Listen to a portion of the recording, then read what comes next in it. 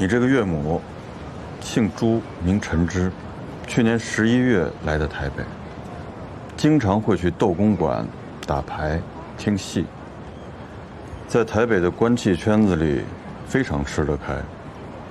她们这帮姐妹平均1周至少1次聚会，是，经常会去鸿祥绸缎庄买料子。今早说是要去花莲买玉，离开了。还能想起别的吗？我知道的一切，我全部都告诉您了。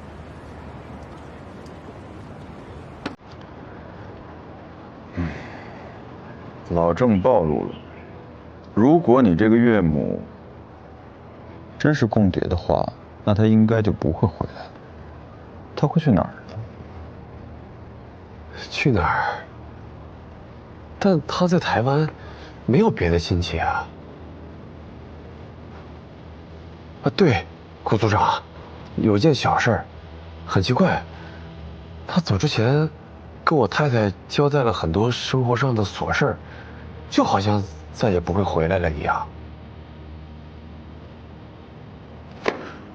这儿，王主任，哎，麻烦你帮我把你这个岳母当时来台湾申请通行证的那个申请表帮我找出来。好，我明天一早就给您送过去。王主任，啊，上车。哦，好。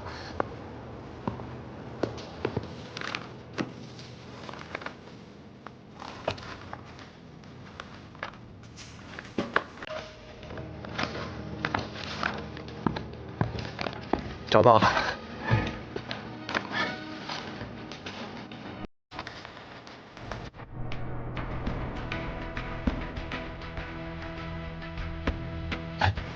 那这份申请表我带回去可以吗？当然，我愿意配合您的一些行动。那就太感谢了。哎，应该的，应该的。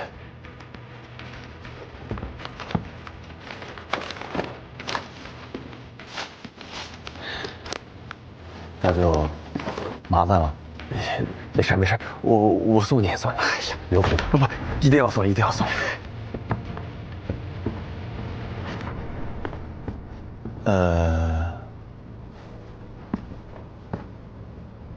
你之前那个马主任，马中队啊，不就是因为和共谍扯上关系才被撤掉的？是。你刚坐上这个位子，屁股都没稳呢，凡事要多小心。是。我的意思是，你岳母那件事儿，我先帮你保密，你也别多嘴。当然，谢谢顾组长。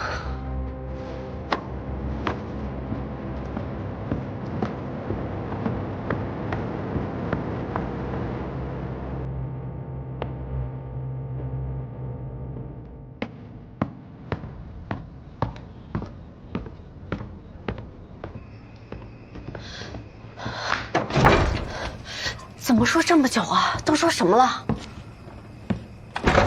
你当初就不该让你妈来台北。你这话什么意思啊？你也怀疑咱妈跟那个共谍有关系啊？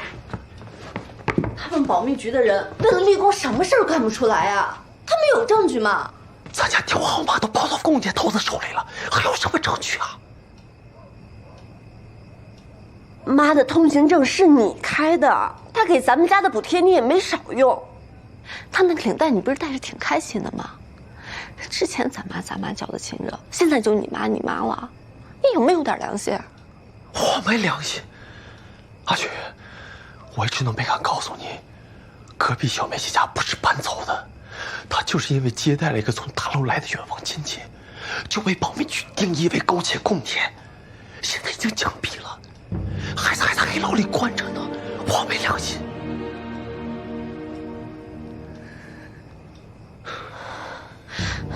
长城，以后咱们少跟那个顾组长来往，妈他不可能是共谍的。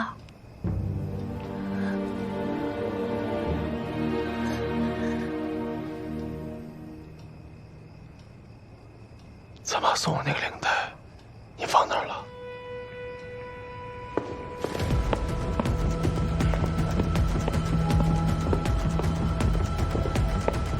下班了。哎，你谁呀？保密局查案。哟，长官，你有什么事？今天有没有民间船只离开台北？就2班，一班去了舟山，一班去了海南。那把乘客登记表拿出来。哎，这就是登记表。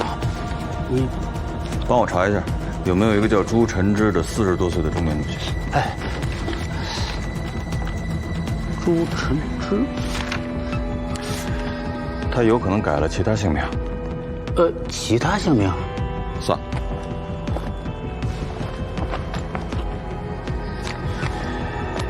这张脸有印象吗？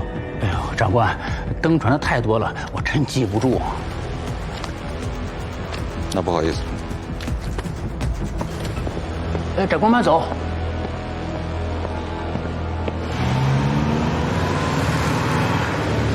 组长，你要去交际科。您是怀疑交际科被渗透了吗？哦，说说你的想法。听说组长今天外出了一下午，应该是查到了些什么。这个老甄的下落迟迟没有线索，目前离开台湾的途径几乎被封锁。如果这个时候共党来个灯下黑，冒险让同党给老甄搞个假身份，然后光明正大的用通行证离开台湾，这可能会是我们忽视的一个点。组长，您的思虑真的是周全啊。我是说错了什么吗？你以前没这么多话。我这不是刚上任吗？想跟您啊多学点经验。别紧张，没有责怪你的意思。你刚才分析的都非常对，只不过最后那句溜须拍马没必要，别学那些坏毛病。就最后那句，思虑周全。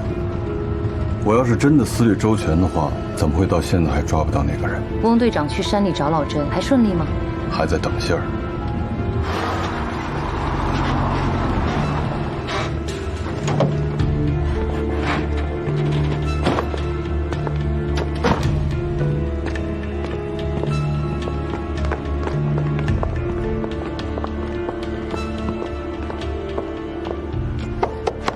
进。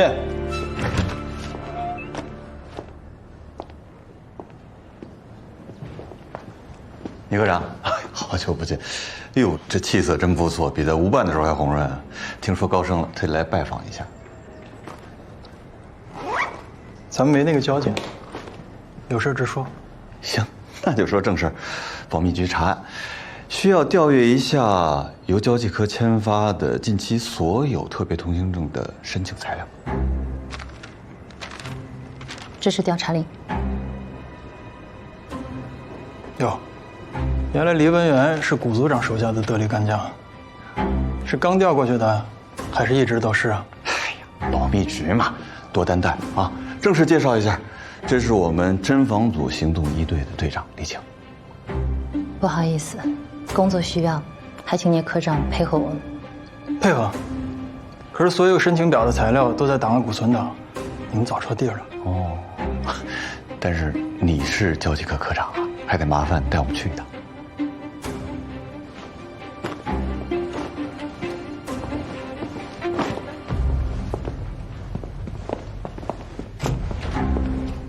王科长，科长，保密局办案子，通行证的存档资料调出来让他们看一下。可是我要下班了，要不你看明天行不行？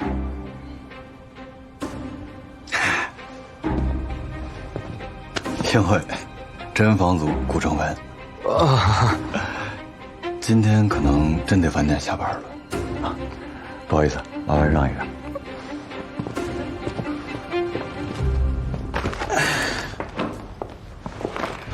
满屋的资料，哪一天的8号到15号的，有劳了。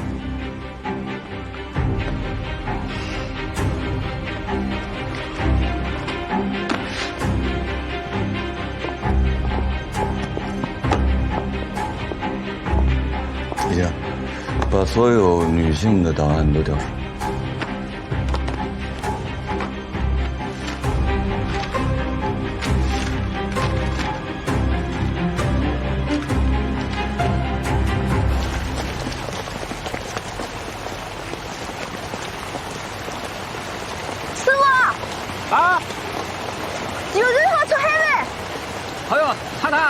开玩笑嘞！搿套政府挂得介严，再搞铁工介推板，没最好出海哦。哎，钞票好都覆盖的呗。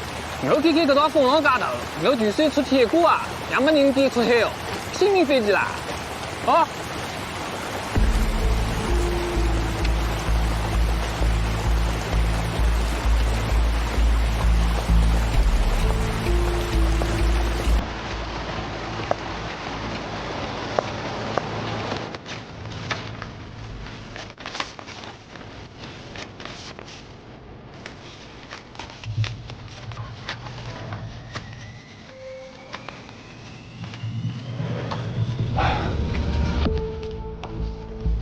居然没查到想查的人，不好意思啊，耽误王股长回家吃饭了。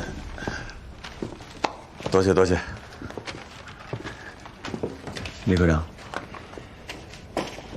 不用客气，应该的。哎呀，还是得多谢。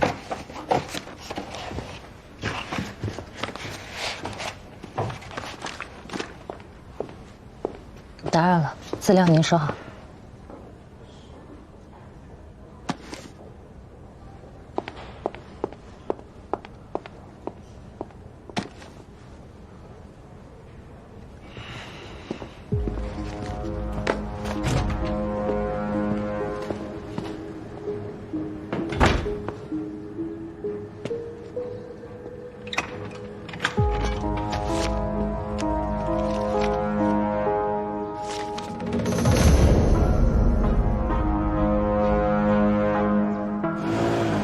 组长，您让我查关于女性的资料，是和老郑有什么关系的人吗？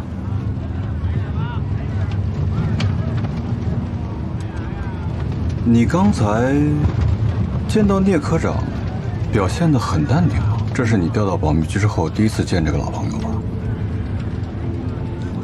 原来组长带属下来交际科，也是有意安排。台北就这么大，早晚都会碰到的。组长，您就不怕他跟国防部汇报吗？怎么了？难不成你在渗透过程当中被聂科长抓住了什么把柄？当然没有。那就好，没什么可担心的。他可以调职，你当然也可以调职。是属下多虑了。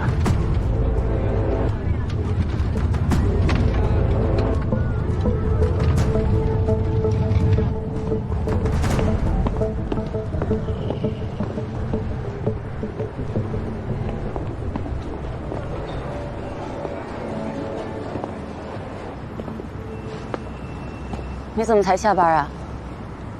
我看吴科长都已经走了。刚才临时有点事儿，耽误了一会儿。你可真忙。方便送我回家吗？你换车了？没有，那辆车坏了，这辆车是临时调用的。你们吴办过年放假吗？不放假。吴司长都不放假，现在时局这样，谁能放假呀？你们医院不也不放假吗？你怎么知道？师母那天说除夕大家一起吃个团聚饭。我给你医院打了好几个电话，你都一直在忙。你就不能等等我吗？总是我等你。对不起。总是对不起。我听说东南长官公署有一个总务处交际科，是专门负责一些出入台湾的证件。你有认识的人吗？能不能帮我打听打听？交际科呀，不太熟悉啊。安大梅，你还是一心想要回福州啊？当然啊，孩子还在福州呢。我知道，可是阿梅，你听我说，现在的福州已经是共区了，你是国军上校的妻子，你要是回去的话，处境会非常的困难。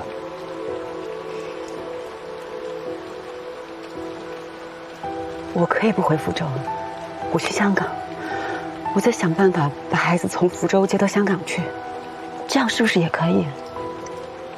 阿梅，孩子那么小，如果真出了什么问题，我们一家3口分隔3地，你忍心吗？你怎么就不愿意相信我呢？你告诉我怎么相信你啊？我们来台湾这么久了，我看不到一点回家的希望啊！我只要一问你，你就敷衍我。我每天都在提心吊胆，你知道吗？我已经不奢求你能够跟我一起去美国，我现在只想去香港，你就不能帮帮我吗？我也想帮你，阿梅。我也想女儿，可是我们现在没有办法。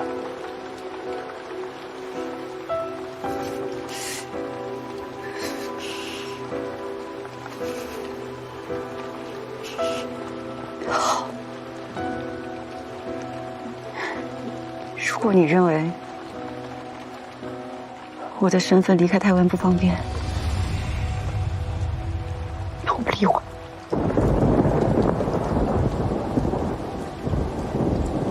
你继续做你的国军上校，我只想做好孩子的妈妈。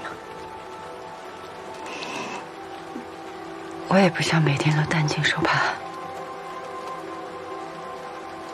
半年，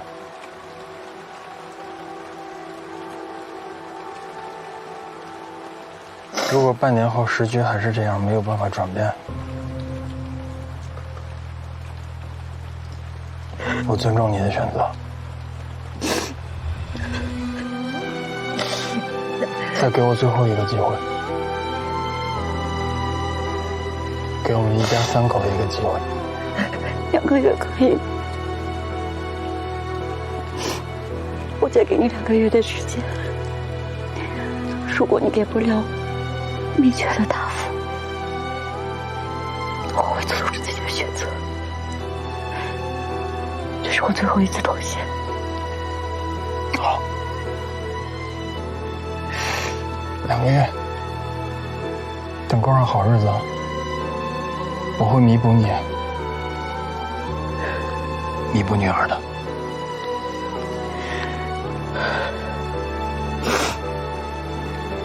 还有，上次那个美国军官，我是想通过他往家里请一些钱，他很可靠。我走了，我送你。不用了。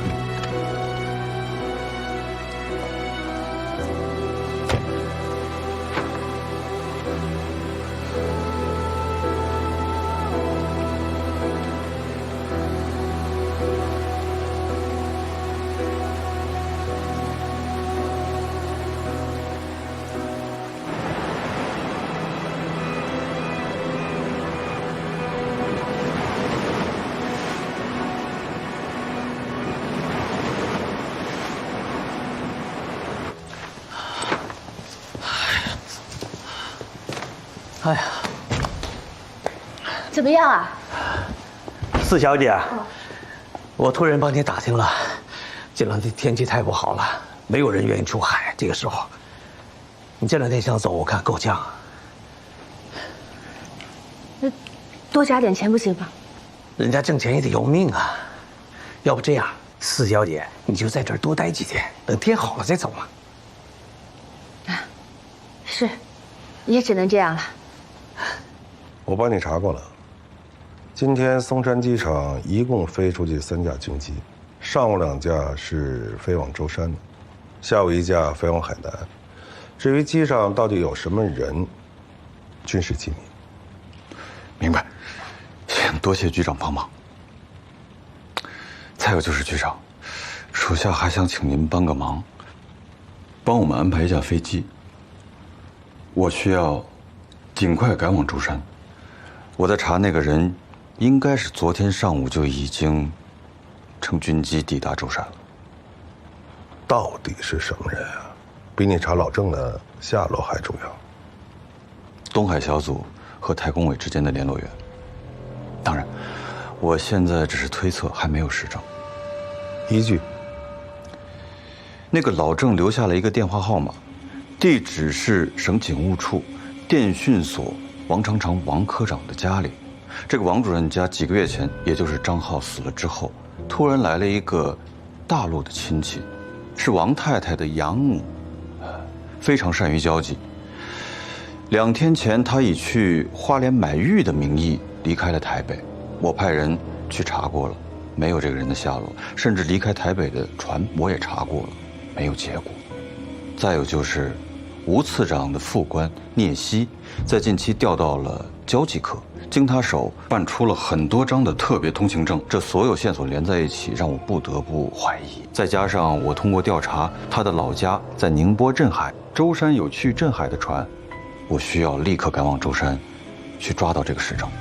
行，闹了半天你查出了那么多事情，那你让我查飞机的时候为什么不向我汇报？局长，您之前提点过我，查案一定要拿到实证。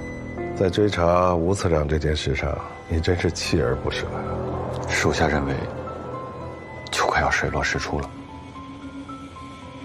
去舟山的飞机，我尽快给你安排好。你确定去了舟山就能找到他吗？舟山不大，可也不小啊。我去找他女婿试试。既然老家在镇海，他在舟山，说不定有亲属。希望你能顺利。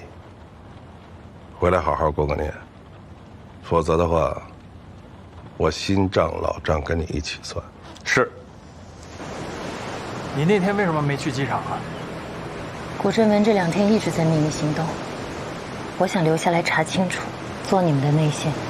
这对你来说太危险了，而且我们的任务就是找到，并安全护送你回大陆去。我想像我哥那样，为这个新世界做些什么。昨天在这里，我已经把通行证烧掉了。你知道我办一张通行证有多费劲吗？我知道，对不起，我不可以在这个时候回大陆。这事儿不是我能决定的，我请示一下老师，再给你答复。2天后，这个时间还在这儿。好。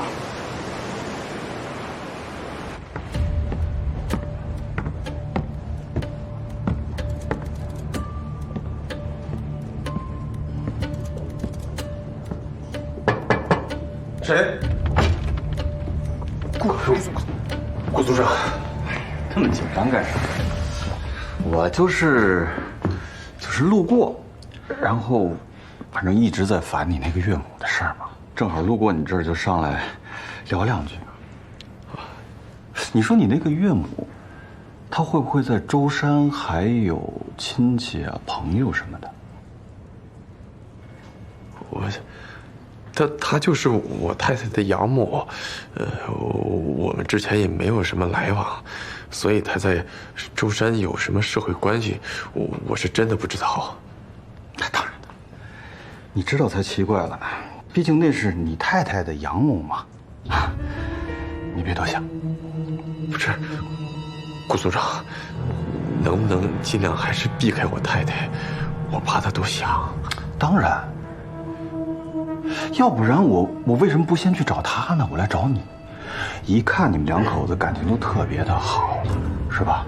而且这又新添了公子，正是蜜里调油的时候，怎么能因为这种事影响你们夫妻感情呢？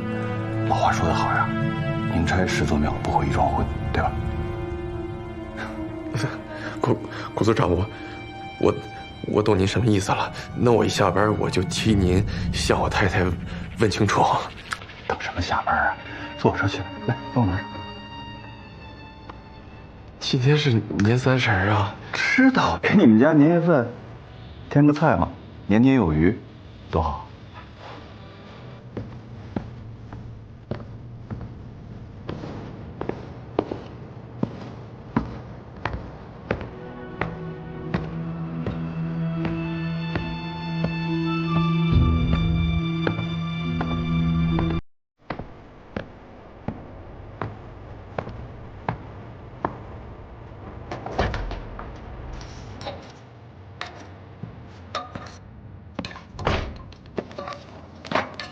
这么早就回来了，正好帮我搭把手。你怎么还有心情做年夜饭呀？怎么了？年不过了，日子不过了。镇防组的古组长又来找我了。阿菊，你那个养母在舟山，有没有什么亲戚朋友啊？我不知道。你不知道？你还在为他想？他把我们家电话号码给公爷的时候，有没有替我们想过？现在他一跑了之了，难道我们要替他背罪吗？谁说他跑了？你凭什么说他跑了？长城，我觉得自从来了台湾你就疯了，整个台湾都疯了。哎呀，他说年30回来，现在人影都没有，不是跑了是什么？现在年30不是还没过完吗？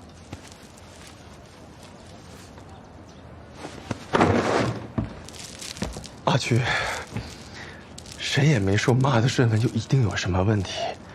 古组长之前来我们家，也是想把电话号码的事调查清楚。就像你说的，现在保密局为了建功立业，大街上的阿妈阿狗都说成公爹，所以古组长能够耐着性子仔细调查，我们就好好配合就是了。真的要是把他逼急了，我们真的会被抓到牢里面，我们会被枪毙。我不怕死，我知道你也不怕。但孩子呢？孩子怎么办？行了，大过节的，干嘛说这么不吉利的话？哎呀，古组长在外面等着呢。阿菊，你藏在柜子里的钱，就是你妈留给你的，对吧？你真的还觉得他能回来吗？啊？况且，他又不是你亲妈。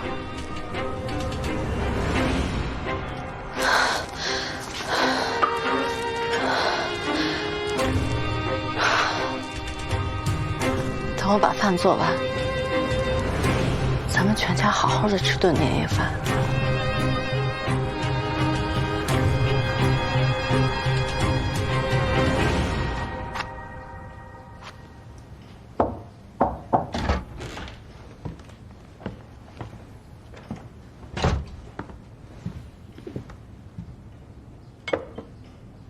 刚刚跟闽员通完话，舟山天气不好，不只是指挥部的船只，很多民船也都无法出港。陈太太可能无法离开。岛上的天气是这样，上午阴雨，下午没准就能放晴。老师，你也别太担心了。你最近多注意听广播，陈太太一旦安全抵达，会通知我们的。哎，忘不了的。哎，不是让你少来吗？怎么又跑过来了？师母让我来吃年夜饭啊。哦，这就除夕了。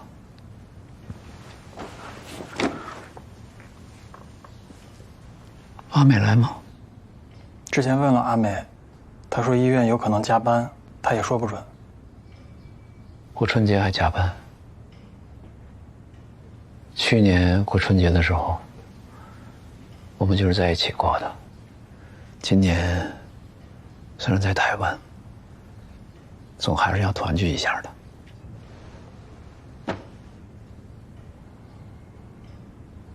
老师，还有一件事，我见过李晴了，她不愿意回大陆，坚持要留在台湾跟我们一起工作。这事儿得您来做决定。你看看有没有可能安排时间，我想见他一面。好，老师您喝口茶吧，等会儿该凉了。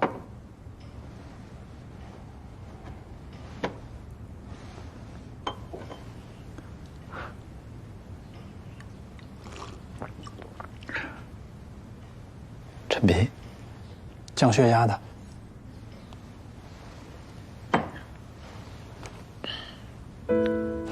和气作春言，以作寒归塞地天。岁月翩翩人老矣，华颠胆冷。烫！哎，烫！吴建成，慢点儿，跑什么呀？我还没教完呢。哎呀，我不想学了，太难了。你。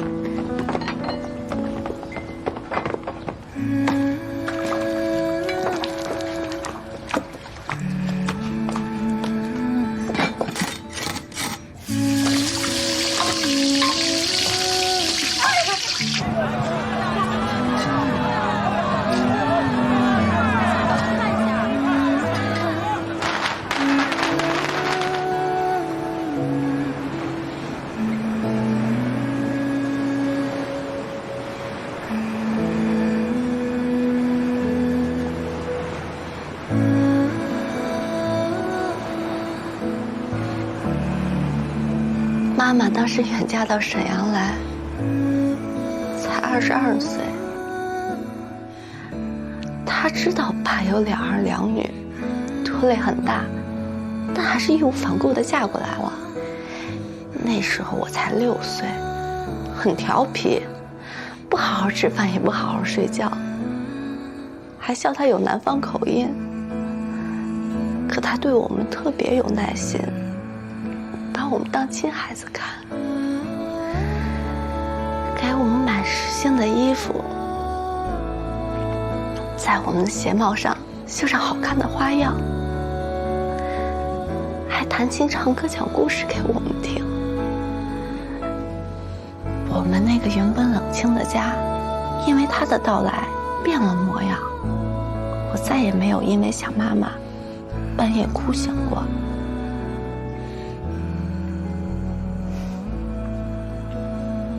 要不是因为他苦口婆心地劝爸爸，我跟姐姐根本没有机会读书的。是他手把手的，一字一句地教姐姐，我就跟在后面学，背完了1整本的《千家诗》。他还总跟我们讲，女孩子一定要识字，一定要多读书，一定要去看更大的世界。妈，她真的很好，很爱我们。她是这个世界上我最敬重的人。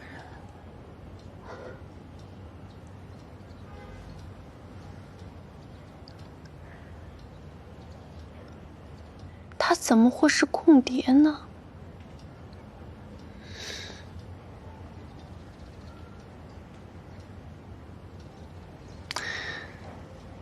现在没有别的办法了，我去顶罪，我就说是我把号码给的老郑，这样或许能保全你妈，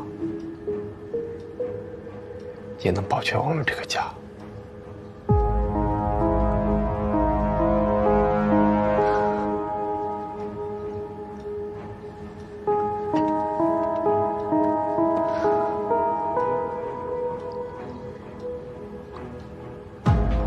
在舟山是有个亲戚，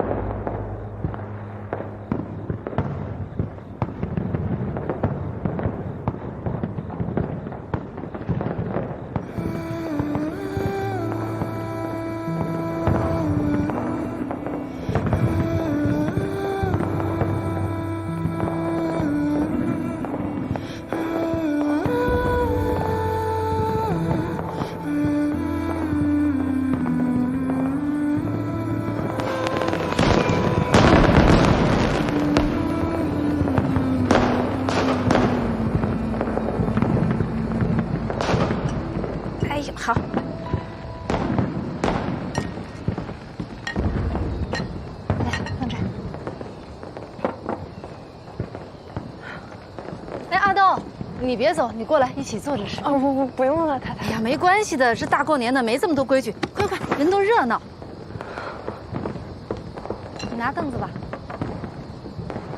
我，没事。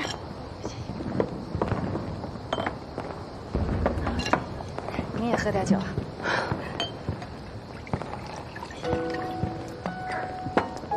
这要不是过年啊，咱们好久都没聚在一起了。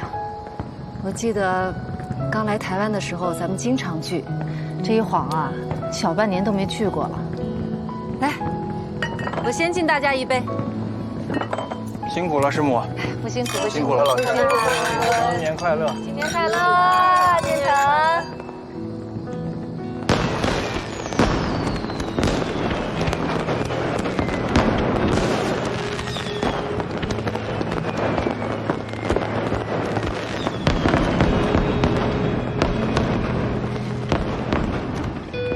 来，阿美，这菜也不错。你师母手艺还行啊？一直都很棒。我吃她做菜这么多年了，就是吃不够。真是要谢谢师母，谢谢老师。本来我还想说跟安美一起做点菜，请大家去我们那儿过年。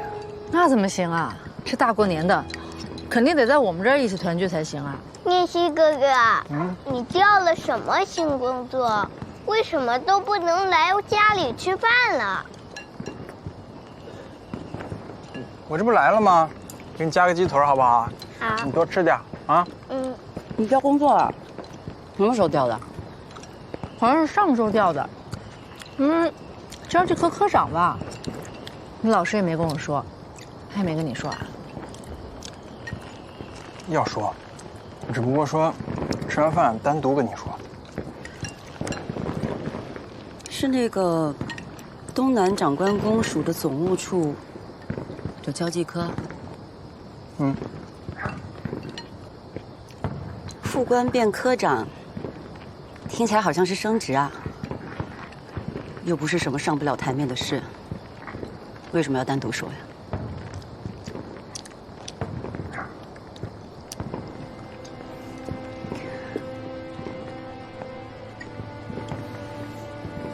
我作为你的妻子，应该恭喜你才对。对，是应该恭喜恭喜。你说吧，他跟着于勋的时候，这每天忙得脚不沾地，安家费都没挣上。新工作新气象，以后会越来越好的。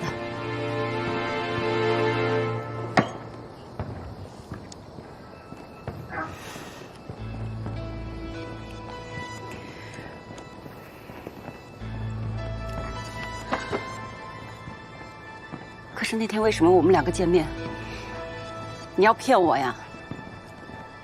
你知道我打听了多久才知道这个交际科可以办理通行证吗？我还问你有没有人脉，能不能帮我办一张？没想到你就是这个交际科科长啊！你别着急，我昨天不是跟你解释了吗？咱们俩现在的关系啊，回不了福州。即便是去了香港，也会面临其他的问题的。是，你解释得很好，滴水不漏。可我是不是也说过，我去香港，我至少有个盼头呀？我想要的是希望。你懂吗？你有替我想过吗？阿美，你先别冲动。聂希有他的难处。老师，聂希他不但骗我，他也骗了您。当初让孩子自己留在福州，是他自己做的决定，根本就没有跟我商量。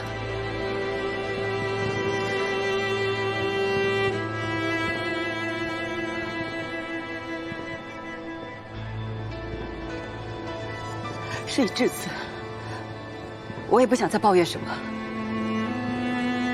毕竟当初是我自己要坚持跟他来台湾的。但我现在就想跟孩子团圆呀。聂希他作为孩子的父亲，我的丈夫，他为什么能够帮别人办理通行证，不能帮我办一张呢？有这么难吗？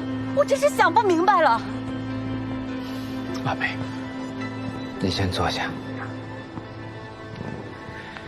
之前，他们交际科有一位同事，因为给家人办了通行证，被发现后，怀疑通共叛逃，被枪毙了。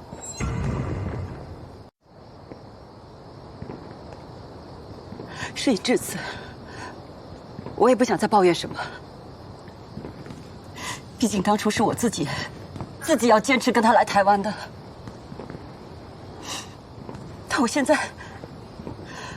但是我现在就想跟孩子团圆呀。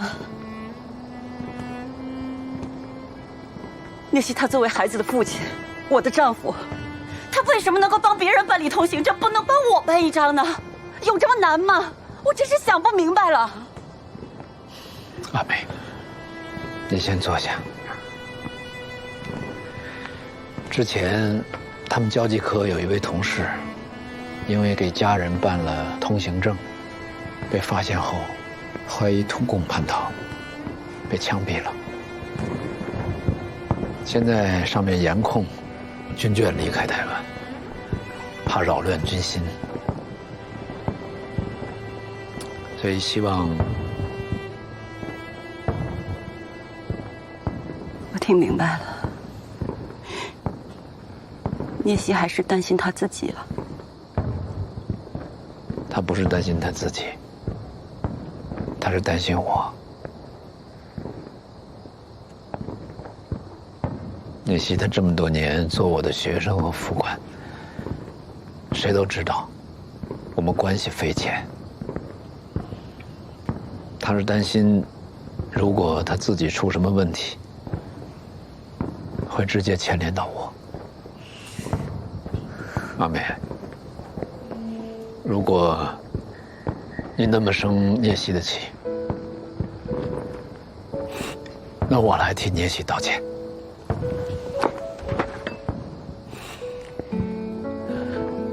对不起。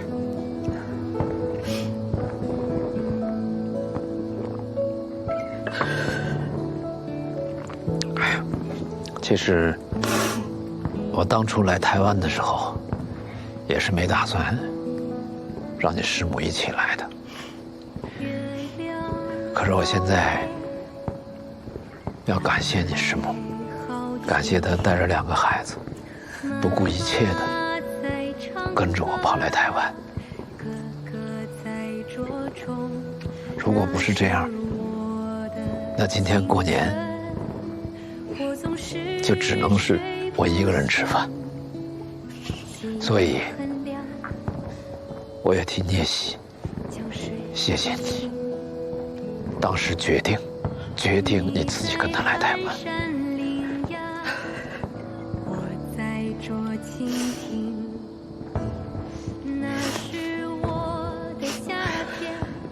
好了，你说这大过年的应该开开心心的才对，对不对？不哭了，啊，来。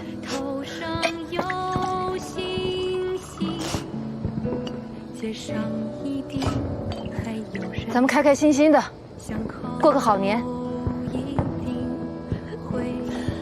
那我就祝大家在新一年万事顺遂，吉祥如意，愿新年胜旧年，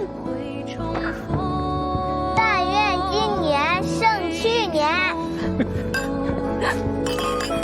快乐，建成。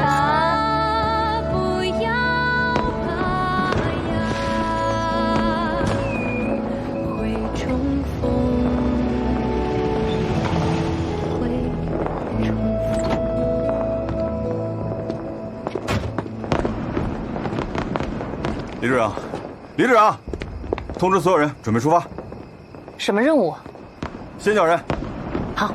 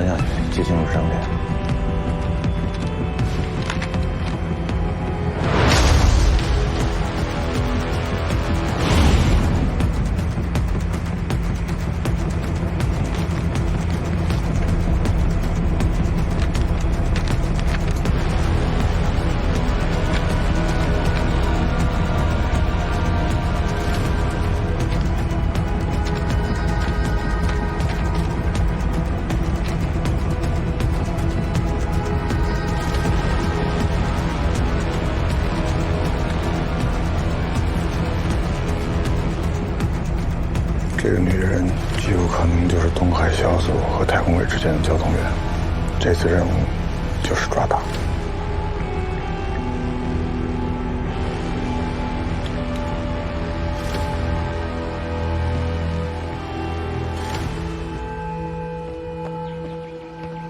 娟，阿娟。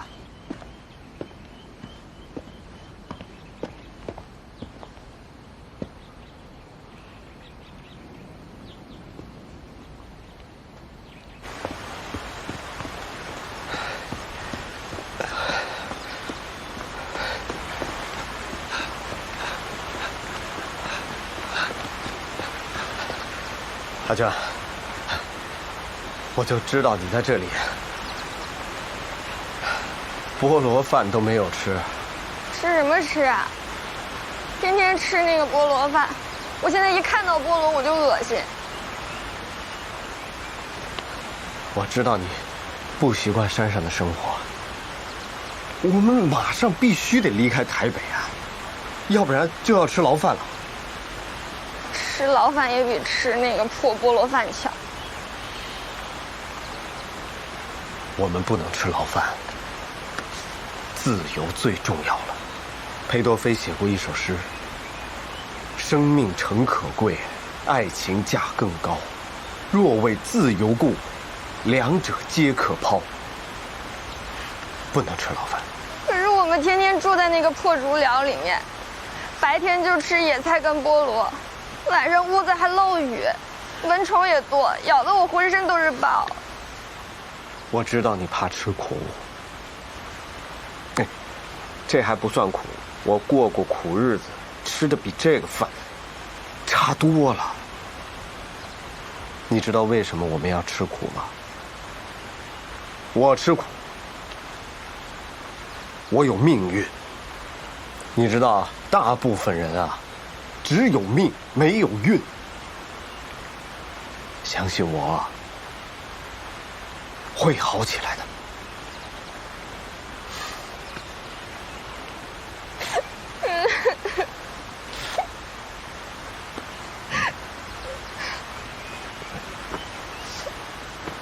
台湾一定会解放的，那我就要升大官了，你也要跟着享福了。你说的话都是真的吗？不骗你了。走，回家了。你回家去，我会给你唱首歌啊。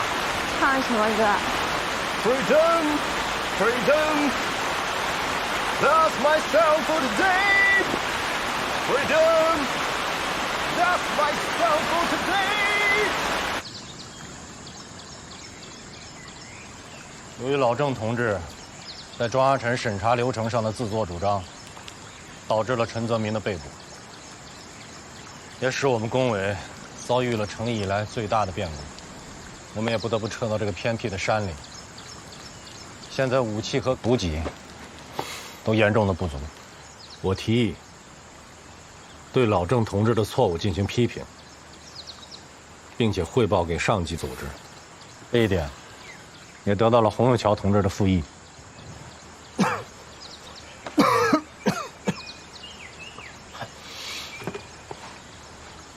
凳子坐着不舒服。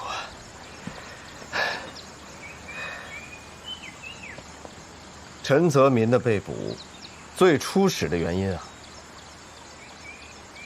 是林义良同志太轻信庄阿臣了。他不能这样推卸责任。林义良同志一直提醒我们，要审查清楚这个叫庄阿臣的人。陈泽民也反对启用他，可你却以他熟悉本地情况为由，坚持让他下山回基隆，以至于造成今天这样困难局面。陈泽民他的家属啊，都在高雄的乡下，这个事情只有我一个人知道。哎，为什么保密局能够抓住他的太太、他的小孩，拿家里人来要挟他呢？老郑，不要再为你的错误狡辩了。你仔细的想一想，你来台湾这几年，你究竟干了些什么？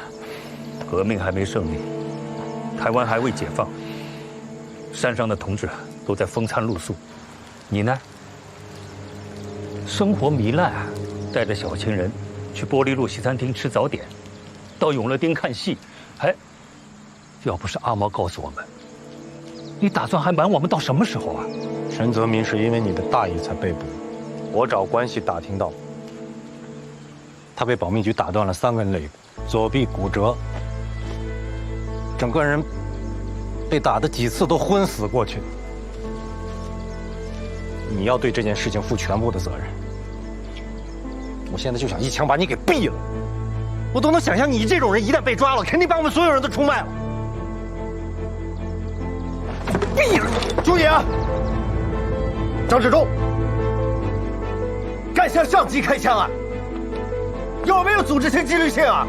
开枪啊！打！自重，不要冲动。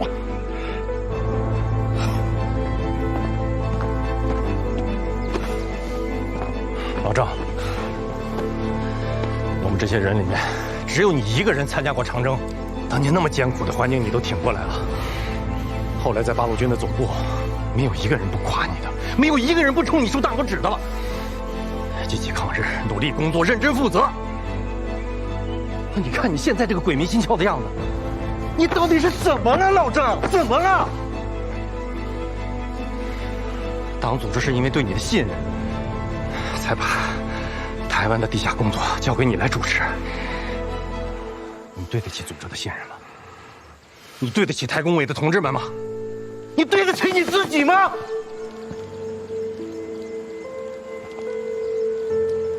枪口！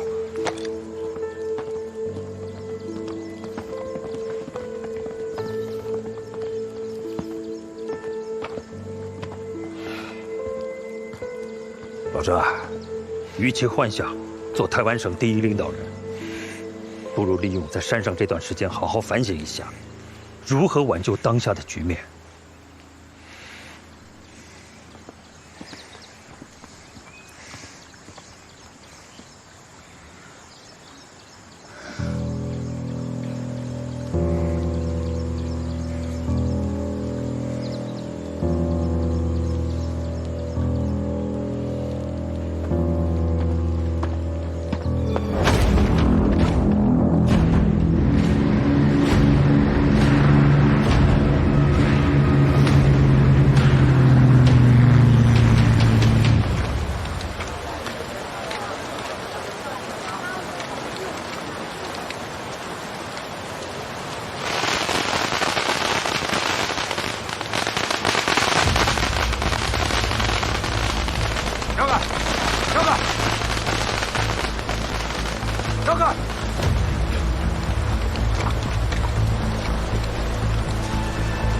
今天又抓了一个船老板，这不让下海，我们以后怎么活呀？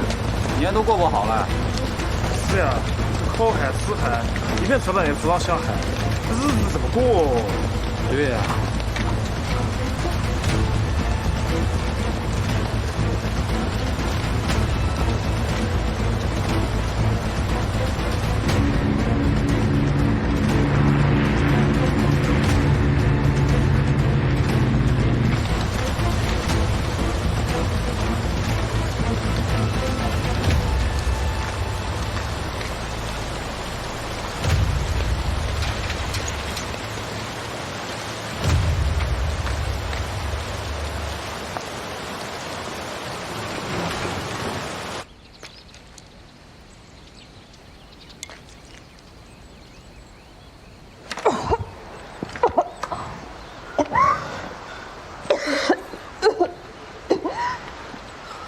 阿娟啊，姐夫，我尽力了，我真吃不下。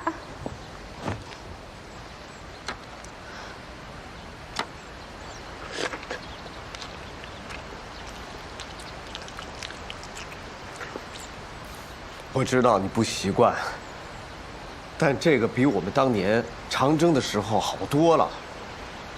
那个时候啊，我们吃树皮、吃草根啊，还煮过牛皮皮带。为什么呢？要活下去啊！如果我们挑食的话，那就走不出草地了。我知道，姐夫，我不是故意挑食的，我就是最近胃不舒服，明明肚子很饿，但是一看到吃的东西就想吐。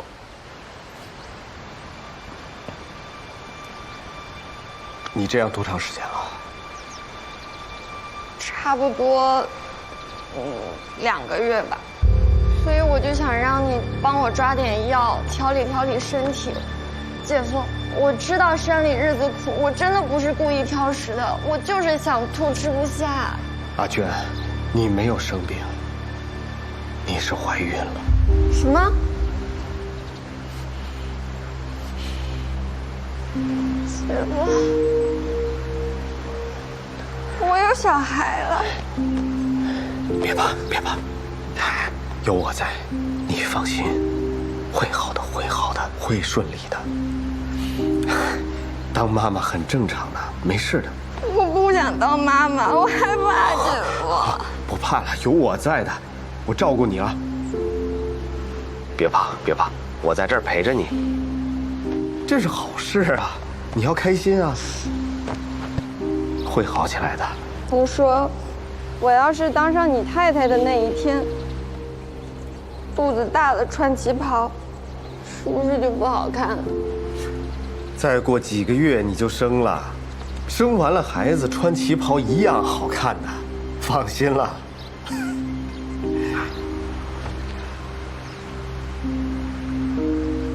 真的吗？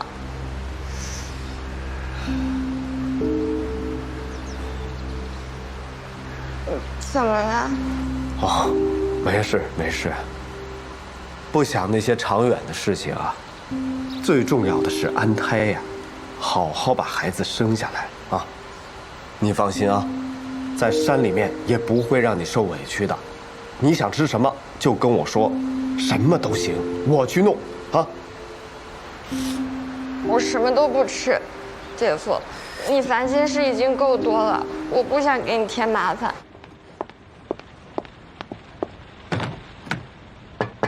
进。哟，四小姐，你怎么又回来了？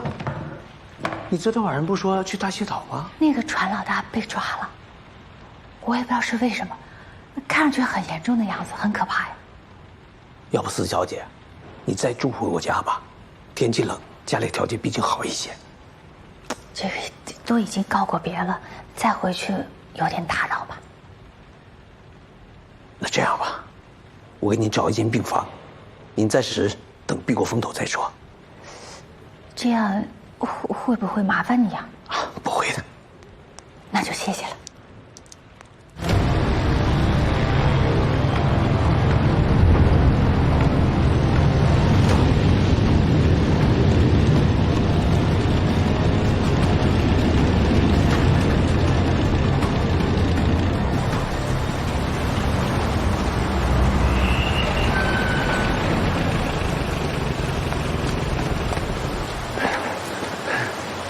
报告，这是今天凌晨巡逻的时候抓的。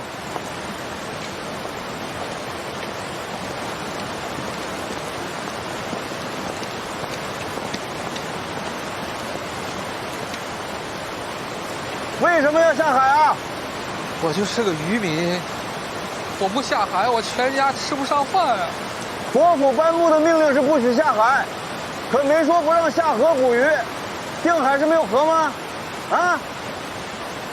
而且天气这么差，非要下海，不要命了？我看你就是为了钱。这个女人，认识吗？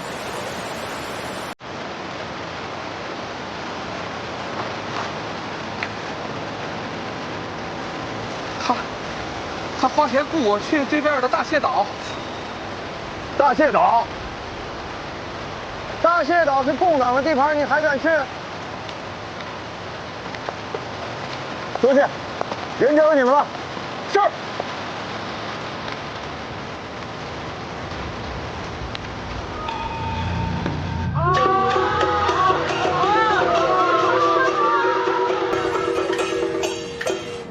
爹娘结婚，生下阮家弟两人。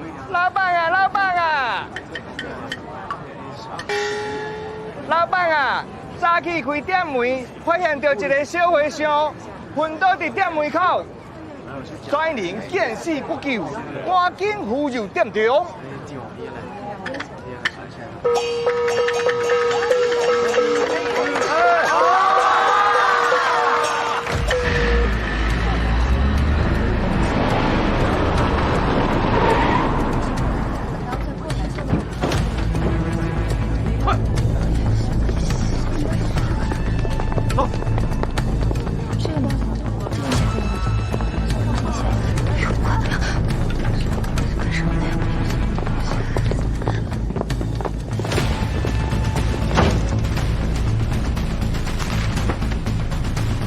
什么人？啊，关院长，不好意思啊，保密局的。到贵院是想找个人。哎，把照片给郭院长看一下。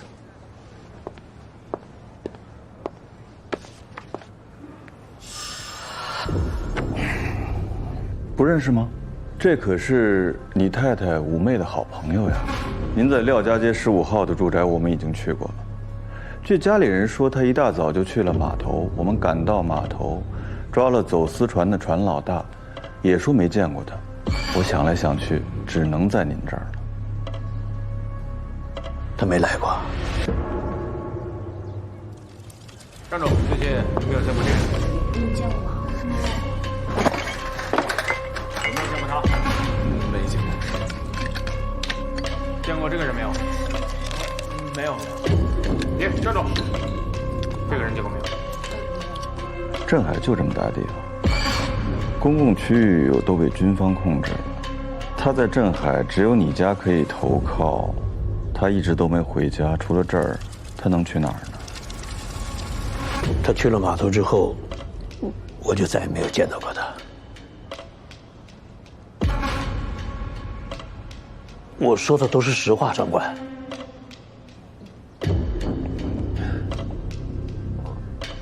李队长，留一个人在这看着郭院长。是。所有人给我挨个房间搜。是。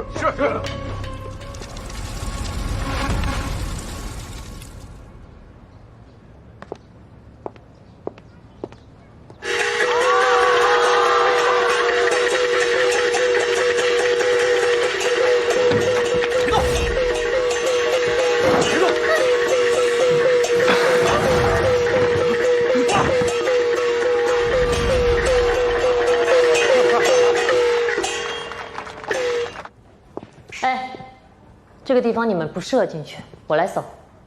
是。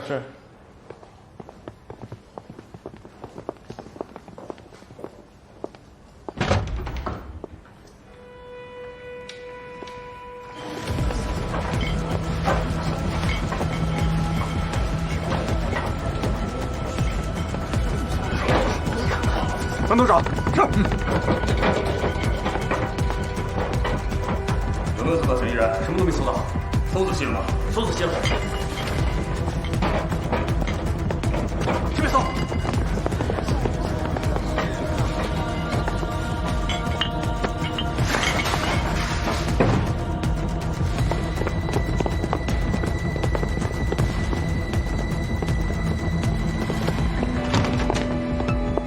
李队长，李队长，那边搜过了吗？没有。还不快去！是。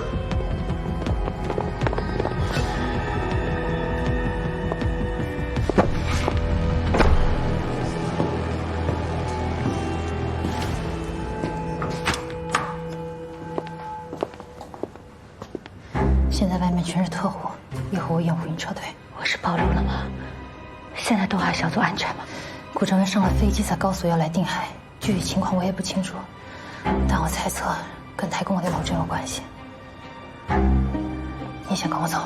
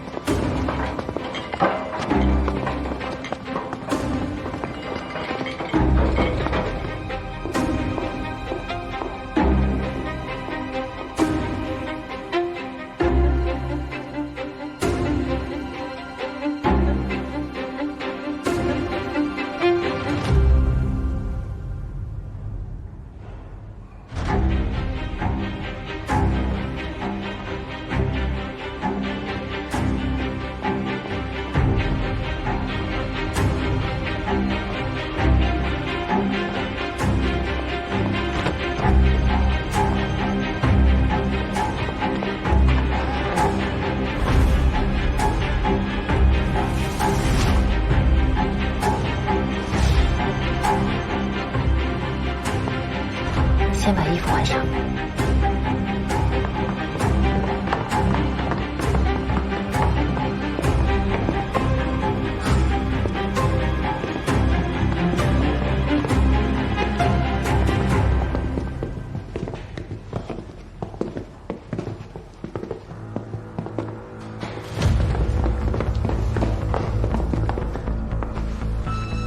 有后门吗？有，搜过了，没人。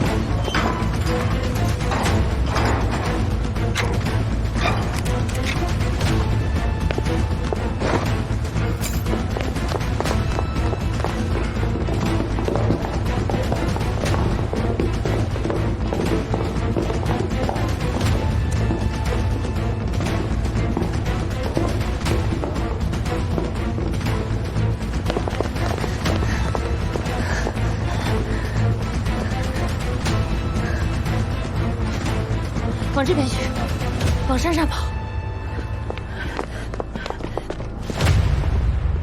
哎，李队长，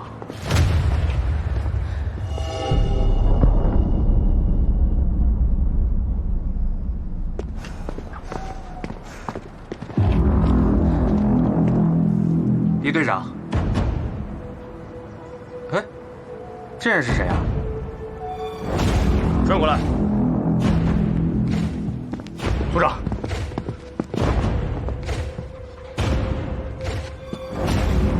说你呢，没听见吗？我让你转过来。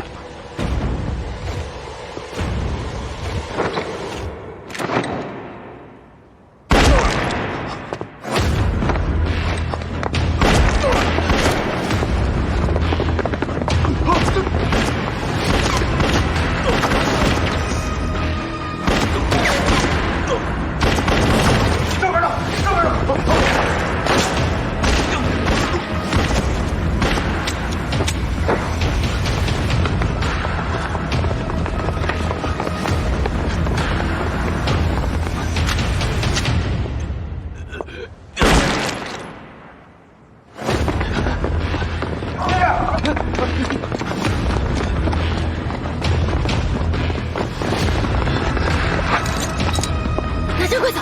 那你怎么办？我有办法，你快走！不行，听我说，你一定要走啊！你不能不走啊！快走！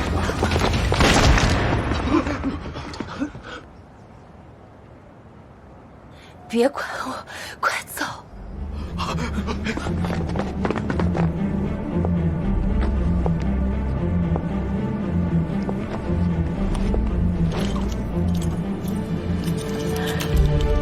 这里面是个胶卷，是我们的情报。这是东海小组的信物，它能证明你的身份。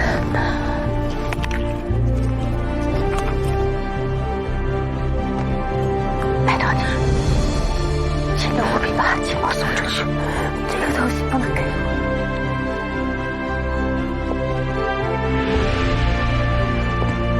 只有你能完成这个任务。相信我。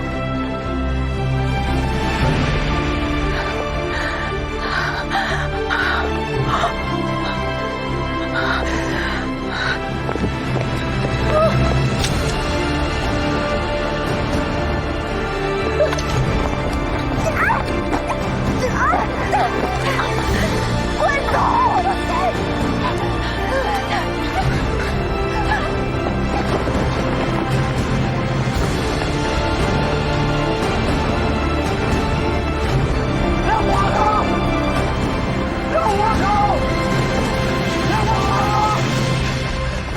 撂活口！撂活口！给我撂活口！撂活口！撂活口！哎，没事吧？没事。啊！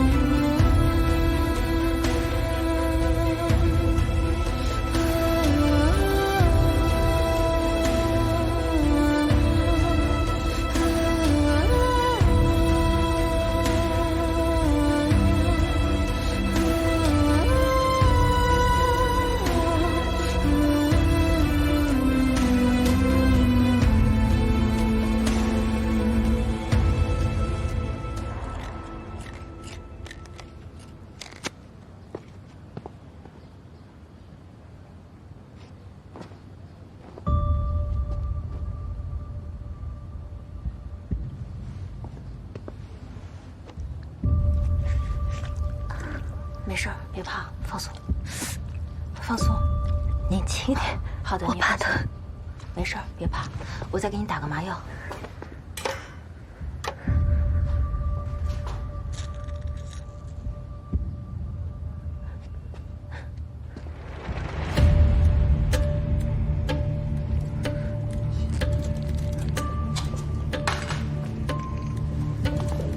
别怕啊，放松。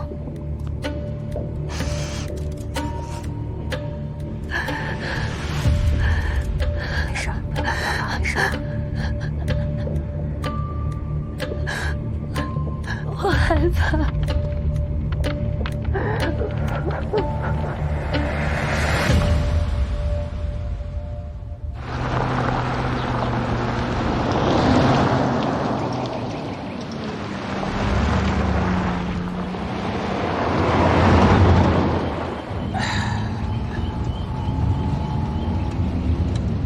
朱女士，猜猜我是怎么找到你的？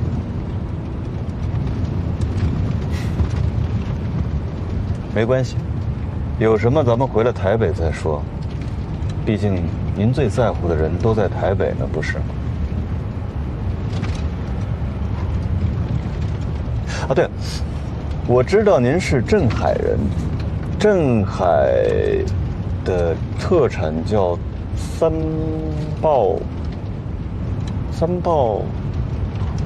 宝乐鱼。想起来了，在上海的时候我吃过，极为鲜美。等反攻大陆成功了，我希望去镇海看看风景，吃吃美食，更希望到时候是朱女士给我做向导。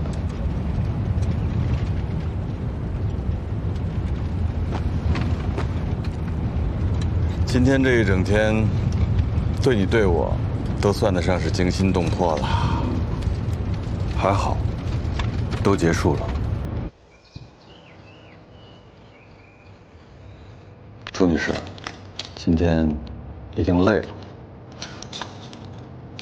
那就好好休息啊，好好想清楚后边该怎么办，是吧？配合一下，需要搜个身。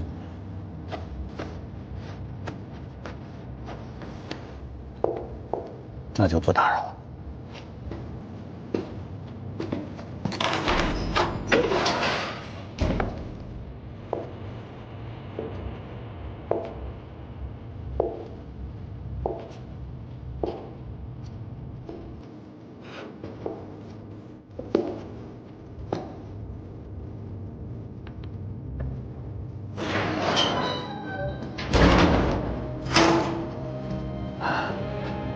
朱女士有任何要求，只要是合理的，就满足。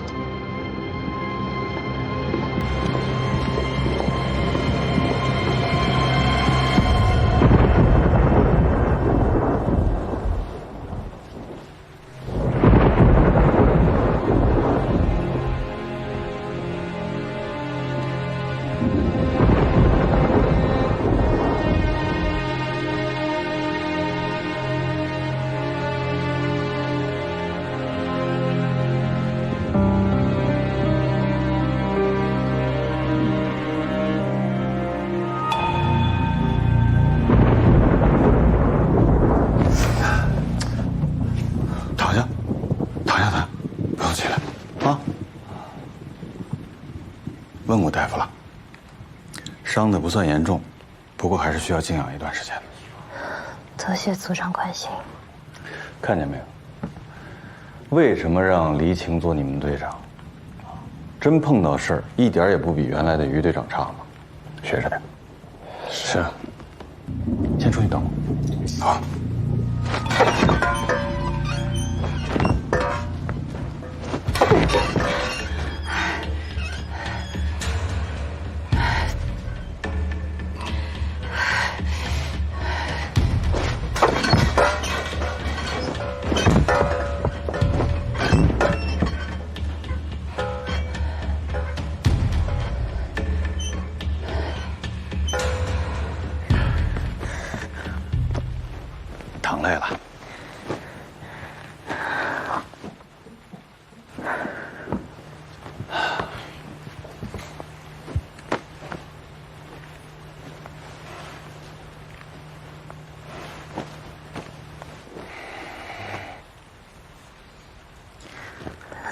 组长，您是打算在这儿审他，还是回台北？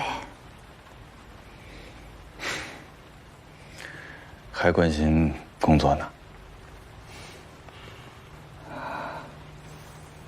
夜长梦多，尽快吧。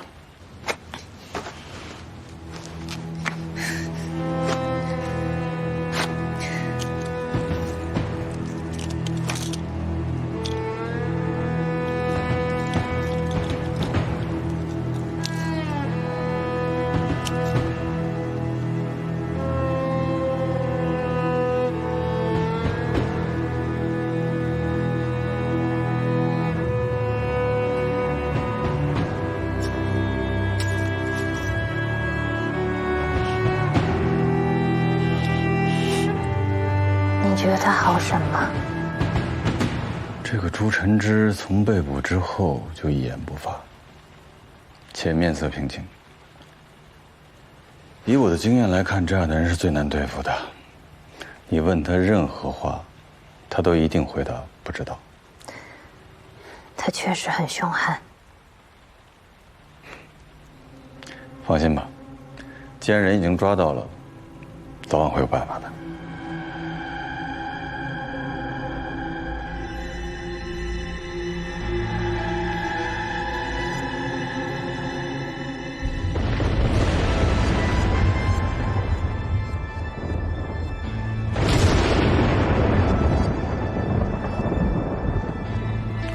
对，我其实是想批评一下你。抓朱晨之的时候，我是说了留活口，留活口，但是你完全可以打他的手，打他的脚。对，组长。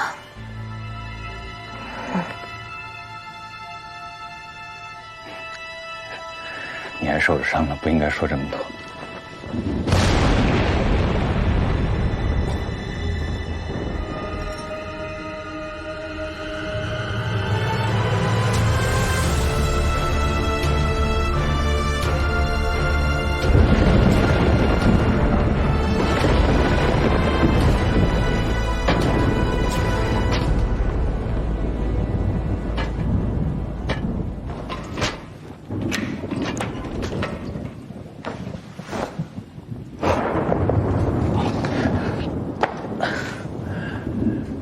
那也不早了，不打扰你休息。谢谢组长。注意伤口。